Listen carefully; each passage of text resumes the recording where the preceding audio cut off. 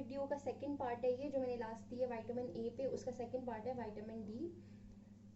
Basically fat soluble vitamin ही चल रहे हैं। विटामिन डी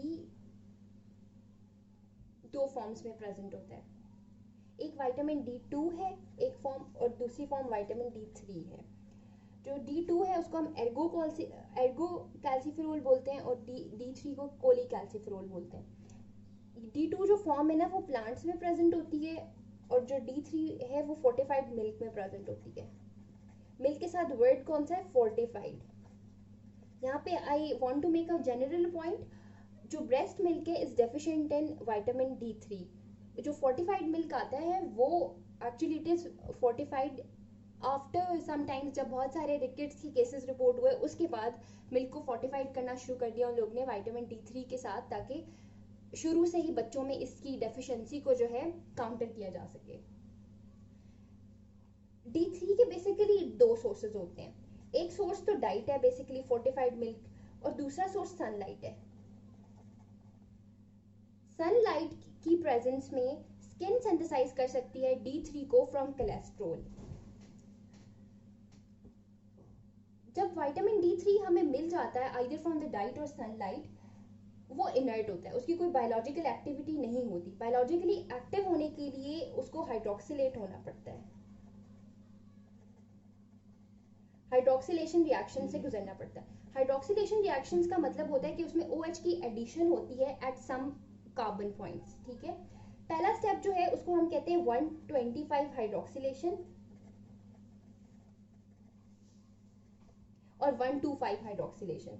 ये स्टेप लिवर के अंदर होता है और ये कॉन्स्टेंटली हो रहा होता है। जब भी विटामिन डी3 लिवर को लगता है कि अवेलेबल है, लिवर उसको हाइड्रोक्सिलेट करना शुरू कर देता है इनटू 125 फॉर्म। ये कांस्टेंट एक्टिविटी होती है। सेकेंड हाइड्रोक्सिलेशन का स्टेप जो है उसको हम कहते हैं 2-1 हाइड्रोक्सिलेशन। ये जो नंबर्स है ना, दे कोरिस्पोंड टू द कार्बन एटम्स जिनके पे जाके ये OH मॉलिक्यूल अटैच होता है। Basically it's chemistry. जो 2-1 हाइड्रोक्सिलेशन है वो किडनी के अंदर हो रही होती है, और ये कॉन्टिन्यूस प्रोसेस नहीं होता, it is not a continuous activity. ये एक प्रोसेस होता है which is regulated by PTH। जो पहला स्टेप है वो किसी हार्मोन के कंट्रोल में नहीं होता, लेकिन जो दूसरा स्टेप है it is under the control of parathyroid hormone.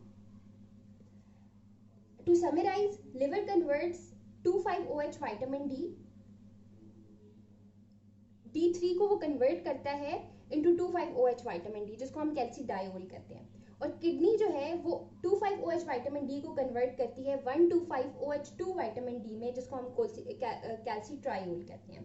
125OH2 vitamin D basically active form है। पहले हमारे पास D3 होता है, D3 से 25OH विटामिन डी बनता है, फिर इससे जो है किडनी और PTH की मदद से 125OH2 विटामिन डी बनता है, जिसको हम कैल्सीट्रायोल कहते हैं। और जो एक्टिव फॉर्म है वो यही फॉर्म है, जो एक्टिव फॉर्म है, जो जिसने जो क्लिनिकल इफेक्ट्स देने हैं, फंक्शन करना है, वो इसी फॉर्म ने करना है। अब क्वेश्चन आता है एक्टिव फॉर्म तो ये है, क्लिनिकली जब आप विटामिन डी3 लेवल्स किसी को लिख के देते हैं कि भाई आप ये लेवल्स करवाएं, तो आप क्या इसको एड्रेस कर रहे हो या इसको एड्रेस कर रहे होते हैं। क्लिनिकली हम स्टोरेज फॉर्म को एड्रेस कर रहे होते हैं, एक्टिव फॉर्म को नहीं। whenever you write vitamin D3 levels for some patient, इसका मतलब है कि लैब इस चीज को एड्रेस करेगी, this is the storage form. ये टेस्ट वैसे महंगा होता है, ऑर्डर नहीं किया जाता, जनरल प्रैक्टिस में कम ऑर्डर किया जाता है। अब ये जो स्टोरेज फॉर्म है actually it is continuously produced by the liver and it is available for activation by kidney as needed, ठीक है। अब किडनी डिसाइड करती है कि कमी हो रही है या ज्यादा हो रहा है, उस हिसाब से किडनी फिर रेगुलेट करती है कि कितना मैंने एक्टिवेट करना है। सीरम 25OH विटामिन डी, जो सीरम में ये चीज प्रेजेंट है, ये इंडिकेटर है विटामिन डी स्टेटस का। तो लैब बेसिकली इस वैल्यू को चेक करती है। इसकी हाफ लाइफ भी लॉन्ग होती है और इसकी प्रोडक्शन भी, लिवर जो है इसकी प्रोडक्शन को रेगुलेट नहीं करता, वो कॉन्टिन्यूसली बस इसको बनाता जाता है। वो ये नहीं देखता कि इसकी जरूरत है या नहीं है। Liver continuously makes this form but kidney regulates it, जरूरत हो तभी बनाती है। बेसिकली किडनी में ये जो प्रोसेस है स्टेप 2, जो हाइड्रोक्सिलेशन का स्टेप 2, वो किस जगह पे हो रहा होता है? प्रॉक्सिमल ट्यूब्यूल में। ये इंपॉर्टेंट एमसीक्यू पॉइंट है। It can occur independent of kidney. ये प्रोसेस जो सेकंड स्टेप ऑफ हाइड्रोक्सिलेशन है, किडनी के इंडिपेंडेंट, पीटीएच के इंडिपेंडेंट एक डिजीज है सार्काइडोसिस, जिसमें ग्रैन्युलोमेटस मैक्रोफेजेस होते हैं। उसमें जो सेकंड स्टेप ऑफ हाइड्रोक्सिलेशन है वो इंडिपेंडेंट ऑफ किडनी हो सकता है। इसकी वजह से सार्काइडोसिस में हाइपरकैल्सीमिया रिपोर्टेड है, क्योंकि जो सार्काइडोसिस में ग्रैन्युलोमेटस मैक्रोफेजेस होते हैं उनके पास अल्फा 1 हाइड्रोक्सिलेज एंजाइम होता है। वो खुद ही इस फॉर्म को इस फॉर्म के अंदर कन्वर्ट कर सकते हैं, independent of kidney, independent of PTH. Clear हो गया? बेसिकली 2,5-OH विटामिन डी में जब कन्वर्ट होना होता है 1,2,5-OH2 विटामिन डी के अंदर, तो उसके लिए एक एंजाइम रिक्वायर्ड है जिसको हम 1 अल्फा हाइड्रोक्सिलेज कहते हैं। और ये 1 अल्फा हाइड्रोक्सिलेज जो है, इसको रेगुलेट जो हार्मोन करवा रहा होता है दैट इज पीटीएच। लेकिन इस पीटीएच के इंडिपेंडेंट, किडनी के इंडिपेंडेंट सार्काइडोसिस में ये प्रोसेस ऐसे ही हो जाता है, बिकॉज सार्काइडोसिस में जो ग्रैन्युलोमेटस मैक्रोफेजेस हैं दे पोजेस दिस एंजाइम, और वो इस एंजाइम की मदद से खुद ही विटामिन डी को एक्टिव विटामिन डी में कन्वर्ट कर लेते हैं, और उसकी वजह से फिर जो उसका क्लिनिकल इफेक्ट है हाइपरकैल्सीमिया, वो हमें इन पेशेंट्स में मिल सकता है। अब आते हैं विटामिन डी के फंक्शंस के ऊपर। विटामिन डी दो जगहों को टारगेट करता है, एक जीआई को और एक बोन को।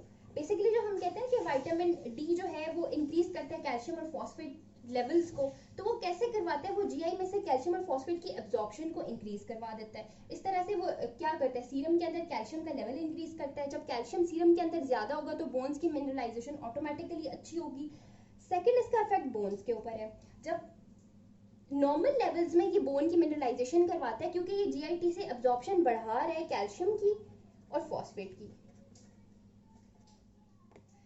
नॉर्मल लेवल्स में। लेकिन जब इसके लेवल्स एबनॉर्मली हाई हो जाते हैं तो एक पैराडॉक्सिकल इफेक्ट स्टार्ट हो जाता है। बजाय बोन्स को मिनरलाइज करने के, वो बोन्स को डीमिनरलाइज करना शुरू कर देता है। Eight normal levels it increases the absorption of calcium and phosphate from the GI tract, but in abnormally high levels it starts demineralizing bones due to its paradoxical effect. ठीक है? Vitamin D deficiency, अब हम deficiency को address करेंगे कि deficiency में क्या होता है। डेफिशिएंसी में जाहिर बात है इसका मेजर क्लिनिकल इफेक्ट अगर जीआई के ऊपर हो रहा था, अगर ये कम हो जाएगा तो पुअर जीआई एब्जॉर्प्शन होगी कैल्शियम और फॉस्फेट की, जिसकी वजह से हाइपोफॉस्फेटीमिया होगा, हाइपोकैल्सीमिया होगा, और हाइपोकैल्सीमिया के जो साइंस हैं टेटनी और सीजर्स वो भी एविडेंट होंगे।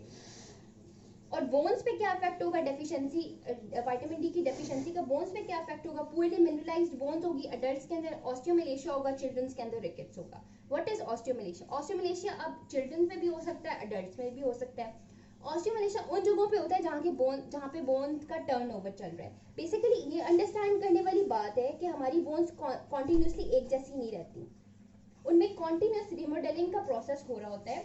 ऑस्टियोक्लास्ट बोन्स को क्लियर करते रहते हैं, ऑस्टियोब्लास्ट नई बोन बनाते रहते हैं, जिसको हम ऑस्टियोइड कहते हैं। जब विटामिन डी कम होगा तो इसका मतलब है न्यूली फॉर्म बोन की मिनरलाइजेशन पुअर होगी। अब किसी बंदे में अगर खुदा न खास्ता ऑस्टियोमलेशिया है तो उसके ऑस्टियोमलेशिया के क्लिनिकल फीचर्स क्या होंगे? उसको बोन पेन होगी, टेंडर बोन्स होंगी, फ्रैक्चर्स ज्यादा होंगे, पीटीएच का लेवल वेरी हाई होगा। क्योंकि विटामिन डी ऑलरेडी कम है, वो बेशक सनलाइट या डाइट या जहां से भी कम आ रहा है, लेकिन किडनी पूरी कोशिश करेगी कि जितना विटामिन डी अवेलेबल है वो उसको एक्टिव फॉर्म में कन्वर्ट करे, और किडनी जिस हार्मोन का हेल्प ले रही है वो पीटीएच है। तो ऑस्टियोमलेशिया वाले पेशेंट की एक फाइंडिंग है पीटीएच का हाई लेवल। ठीक है, this is a lab finding in patients with osteomalacia. और जो इनका एक्सरे होता है इन पेशेंट्स का, ऑस्टियोमलेशिया वाले पेशेंट्स का एक्सरे में बोन डेंसिटी बहुत रिड्यूस होती है। नॉर्मली हम एक्सरे देखें तो बोन्स ब्राइट वाइट अपीयर होती हैं, लेकिन ऑस्टियोमलेशिया वाले पेशेंट की बोन ब्राइट वाइट नहीं होती। When the bones are not bright white as normal, तो हम कहते हैं कि बोन डेंसिटी रिड्यूस हुई है। ऑस्टियोमलेशिया वाले पेशेंट की क्लिनिकल फीचर्स होंगे, बोन पेन होगी, टेंडरनेस होगी, फ्रैक्चर्स होंगे, पीटीएच लेवल वेरी हाई होगा, और चेस्ट एक्सरे पे एनी एक्सरे पे जो बोन डेंसिटी है वो रिड्यूस होगी। रिकेट्स, अब हम रिकेट्स को डिस्कस कर लेते हैं। रिकेट्स सिर्फ बच्चों में होती है, और ऑस्टियोमलेशिया रिकेट्स में क्या फर्क है? ऑस्टियोमलेशिया सारे बोन्स को अफेक्ट कर सकता है, और रिकेट्स सिर्फ ग्रोथ प्लेट्स को बेसिकली अफेक्ट करता है, क्योंकि डेफिशिएंट मिनरलाइजेशन ग्रोथ प्लेट पे जब कम होती है तो बोन्स का वो वाले एरिया ज्यादा अफेक्ट होते हैं। बेसिकली ग्रोथ प्लेट पे कौन कौन से प्रोसेसेस होते हैं? ग्रोथ प्लेट पे कॉन्ड्रोसाइट हाइपरट्रॉफी होती है, कॉन्ड्रोसाइट्स प्रोलिफरेट होते हैं, और फिर वैस्कुलर इन्वेजन होती है ताकि उन जगह की मिनरलाइजेशन हो सके। जब विटामिन डी कम होता है तो जो कॉन्ड्रोसाइट्स हैं उनकी हाइपरट्रॉफी तो हो जाती है, ग्रोथ प्लेट थिकन तो हो जाती है, लेकिन वो मिनरलाइज नहीं हो पाती।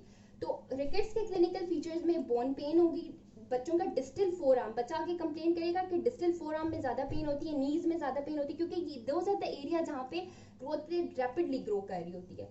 और जो बहुत छोटे बच्चे होते हैं बेबीज में डिलेड क्लोजर ऑफ फॉन्टेनेलाज होगी। इसके अलावा bowing of femur and tibia is a classic X-ray finding in rickets. आप लोगों ने गूगल करके देखना है रिकेट्स का एक्सरे, उसमें क्लियर हो जाएगा। नेक्स्ट वीडियो में हम लोग डिस्कस करेंगे कि विटामिन डी और रीनल फेलियर किस तरह से रिलेटेड है। Soon will get this in the next part.